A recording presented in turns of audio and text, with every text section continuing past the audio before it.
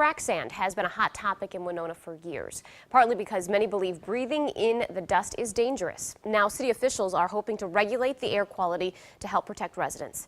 News 8's Pauline Lee joins us live in the studio with the details. Well, Winona city officials have been looking into monitoring the air quality for the past few years, even more so since its one-year moratorium on new and existing mines expired in March.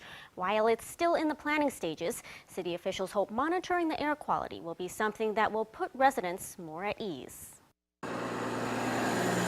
Every day, dozens of trucks travel this route in Winona transporting silica sand. Well, the busiest truck route for silica sand traffic is coming off the Interstate Bridge, Highway 43 into town, and then continuing on the city's Riverview Drive.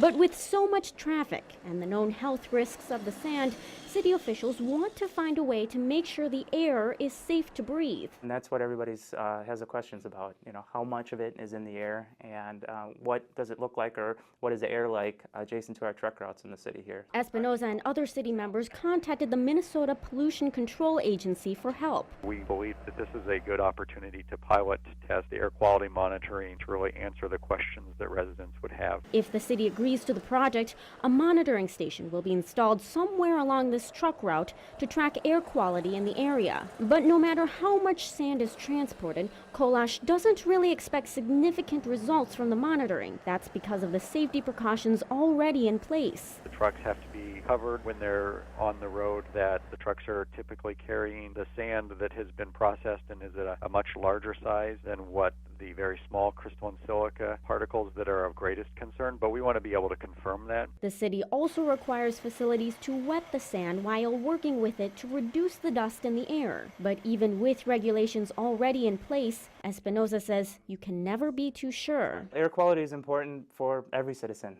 in Winona, and the reason it's so important is because there's been a lot of unanswered questions up until now. The air quality stations would also monitor fine particles indicating dangerous diesel emissions, in addition to monitoring crystalline silica sand.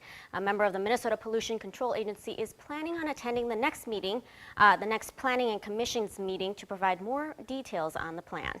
That meeting is scheduled for October 28th. Thank you, Pauline. The pilot project should cost the MPCA about $60,000, with the City of Winona picking up site preparation and staffing costs. The Winona City Planning Commission and City Council still need to approve the program.